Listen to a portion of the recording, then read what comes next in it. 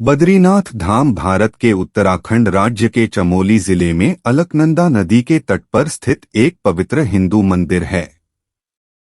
बद्रीनाथ मंदिर में भगवान विष्णु के एक रूप बद्रीनारायण की पूजा होती है। हिंदू धर्म के अनुसार बद्रीनाथ धाम की यात्रा के बिना बाकी सभी तीर्थ धाम अधूरे माने जाते हैं।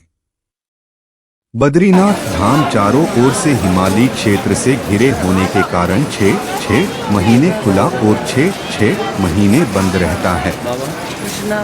बद्रीनाथ धाम के आसपास दर्शन करने के लिए अन्य पर्यटन तीर्थ स्थल भी है, जिनके दर्शनों का लाभ श्रद्धालु गण उठा सकते हैं।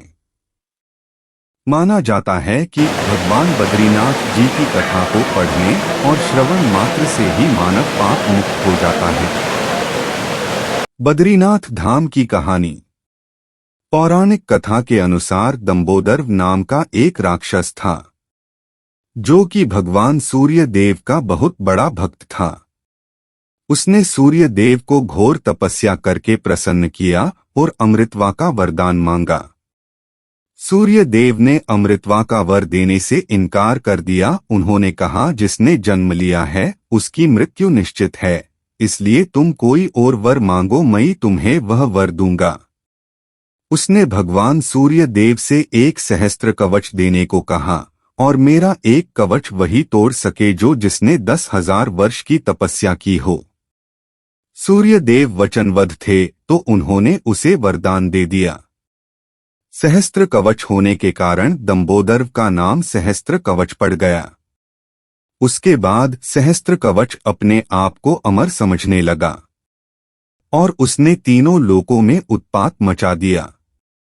फिर सभी देवगण अपनी समस्या लेकर श्री नारायण भगवान विष्णु के पास गए तो भगवान विष्णु ने देवताओं को आश्वासन दिया कि मैं शीघ्र ही इसका कोई उपचार करूंगा। फिर भगवान विष्णु आत्मचिंतन में लीन हो गए कि सहस्त्र कवच का वध कैसे किया जाए। फिर उन्होंने अपने दिव्य दृष्टि से देखा कि पृथ्वी लोक के हिमालय के केदार खंड में एक सा स्थान है, जहां एक दिन तपस्या करने का फल 10,000 वर्ष के बराबर होता है। भगवान नारायण केदार खंड गए तो वहां उन्होंने देखा कि महादेव शिव और माता पार्वती वहां पहले से ही निवास करते हैं, तो उनसे यह जगह कैसे मांगे। फिर नारायण ने एक लीला रची। वह ऋषि गंगा के समीप जाकर एक शिला में उन्होंने एक नन्हे बालक का रूप लिया और जोर जोर से रोने लगे। उस शिला को लीला ढूंगी के नाम से जाना जाता है। बालक की रोने के आवाज तीनों लोकों में गूंजने लगी। भगवान महादेव शिव नारायण की लीला को समझ चुके थे, लेकिन जगत माता पार्वती ममता के अधीन होकर ये न जान पाई कि यह नारायण की लीला है। मां पार्वती ममता से विभोर होकर भगवान शिव से कहने लगी, इस प्यारे से बालक को न जाने कौन यहाँ छोड़ गया है, मुझसे अब इसका रोना नहीं देखा जाता। अगर आपकी आज्ञा हो तो मैं बालक को देख के आ जाऊं। भगवान शिव, जो भगवान नारायण की लीला को जान चुके थे, उसका आनंद ले रहे थे। फिर उन्होंने माता से कहा, जिसका बालक होगा वो स्वयं ही ले जाएगा। अगर आपको फिर भी जाना है तो आप बालक को देख के आ जाओ। मां पार्वती बालक के पास गई और नारायण के उस सुंदर बालक के रूप को देखकर बालक को गोदी में उठाए बिना नहीं रह पाई। बालक भी माता की गोदी में जाकर शांत हो गया। फिर माता उस बालक को अपने साथ ले गई और भगवान शिव से कहा कि इस नन्हे से बालक को मैं अपने पास यही रख लूं। महादेव, जो नारायण की लीला को देखकर मन ही मन मुस्कुरा रहे थे, माता से बोले, रख तो लो पर बाद में पछताना मत। माता ने कहा, यह तो बालक है, इसको अपने साथ रखने में पछताना कैसा। और फिर माता ने उस बालक को सुला दिया। माता पार्वती और भगवान शिव स्नान ध्यान करने गए और जब वापस आए तो देखा जहां बालक थे वहां चतुर्भुजी श्री नारायण हैं। माता ने नारायण को देखा और कहा, आप यहाँ कैसे? आपके यहाँ आने का प्रयोजन और बालक कहाँ गया? भगवान नारायण मुस्कराए और बोले, माँ, आपका वो बालक मैं ही हूँ। मैं जग कल्याण हेतु यहाँ ध्यान लगाने आया हूँ। यह स्थान बड़ा ही दिव्य है। मुझे जब पता चला कि यह स्थान में आप रहते हो तो मुझे यह लीला करनी पड़ी ताकि आप स्वयं ही यह स्थान मुझे दे दें, और आपने ही यह स्थान मुझे दिया है। मां पार्वती और महादेव शिव ने यह स्थान फिर श्री नारायण को देकर स्वयं केदारनाथ में चले गए। जिस स्थान से भगवान शिव और माता गए उस स्थान को आदि केदारेश्वर के नाम से जाता है। यहाँ आज भी भगवान विष्णु के बाल रूप के पद चिन्ह हैं। फिर नारायण ध्यान चिंतन आत्मचिंतन में लीन हो गए। उनके धरती लोक में ध्यान चिंतन में लीन होने के कारण माता लक्ष्मी व्याकुल हो गई। वह सोचने लगी कि प्रभु की सेवा कैसे करूं। माता लक्ष्मी भी केदार खंड आ गई और जहां नारायण आत्मचिंतन लीन थे वहां पे बदरी बेर का पेड़ के रूप में नारायण को धूप बारिश बर्फ से बचाने लगी ताकि श्री नारायण को आत्मचिंतन में को परेशानी न आए। जब श्री नारायण का ध्यान टूटा तो वह माता लक्ष्मी की सेवा से बहुत प्रसन्न हुए और माता को वरदान दिया कि आपने बदरी के वृक्ष के रूप में मेरी सेवा की है तो मेरा यह प्रिय स्थान बदरी नारायण बद्रीनाथ के नाम से विख्यात होगा, और जब कभी भी मेरा नाम लिया जाएगा तो मेरे नाम से पहले आपका नाम लिया जाएगा।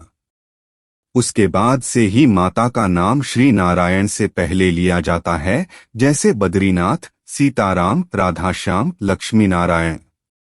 उसके बाद श्री नारायण ने धर्म और उनकी पत्नी रुचि जो कि भगवान विष्णु के अनन्य भक्त थे और श्री नारायण की पुत्र प्राप्ति के लिए तपस्या कर रहे थे, उनके घर में नर नारायण के रूप में अवतार लिया।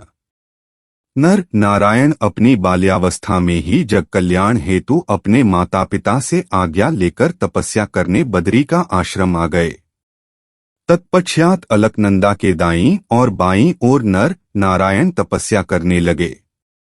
जिस पर्वत पर नर ने तप किया उसे नर पर्वत तथा जिस पर नारायण ने तप किया उसे नारायण पर्वत के नाम से जाना जाता है। जब नर नारायण के तप के प्रभाव तीनों लोकों में फैल गया, उनकी घोर तपस्या का पता जब सहस्त्र कवच को चला तो वह नर नारायण से युद्ध करने बदरी का आश्रम में आ गया। फिर पहले दिन नारायण ने युद्ध किया और सहस्त्र कवच का एक कवच तोड़ दिया। अगले ने नारायण तप करने लगे तो नर ने उसका दूसरा कवच तोड़ दिया। फिर यही सिलसिला चलता रहा। एक दिन नर तप करते तो उस दिन नारायण लड़ते, अगले दिन नारायण तप करते तो नर लड़ते। ऐसा करते करते सहस्त्र कवच के 999 कवच तोड़ दिए। फिर सहस्त्र कवच डर के भागने लगा और उसके पीछे नर नारायण करने लगे तो वह भागकर सूर्य देव की शरण में चला गया। सूर्य देव ने फिर भगवान नर नारायण से विनती की कि प्रभु अभी यह मेरी शरण में है और मेरा धर्म इसकी रक्षा करना है, तो दया करके सहस्त्र कवच को अभी छोड़ दें। श्री नारायण ने सूर्य देव की बात रखते हुए उन्हें कहा कि अभी तो मैं इसे छोड़ देता हूँ, किंतु द्वापर युग में आपको इसे कुंती के आवाहन करने पर अपने पुत्र के रूप में भेजना होगा। उस समय मैं कृष्ण अवतार में रहूंगा और नर अर्जुन के अवतार में, तब इसकी मृत्यु अर्जुन के हाथों से होगी। नर नारायण वापस बदरी का आश्रम आकर तप करने लगे। कुछ समय बाद भगवान नारायण ने देवताओं से कहा, बदरी का आश्रम से नारद शिला के नारद कुंड के नीचे से उनकी मूर्ति निकालो और उसकी स्थापना करो, क्योंकि कलयुग का आरंभ होने वाला है और मैं साक्षात रूप में नहीं रह सकता। उस मूर्ति की जो भी प्राणी दर्शन करेगा उसे मेरे साक्षात दर्शन करने का फल प्राप्त होगा। जो भी यहाँ सच्चे मन से आएगा उसे मोक्ष की प्राप्ति होगी। बोलो बद्री विशाल लाल के जय। बद्रीनाथ का पुराना नाम क्या है? बद्रीनाथ को पुराणों में दूसरा बैकुंठ कहा जाता है, जहां भगवान विष्णु विराजते हैं। बद्रीनाथ मंदिर को कितने भागों में बांटा गया है? बद्रीनाथ मंदिर को 3 भागों में विभाजित किया गया है: गर्भगृह, दर्शन मंडप और सभा मंडप।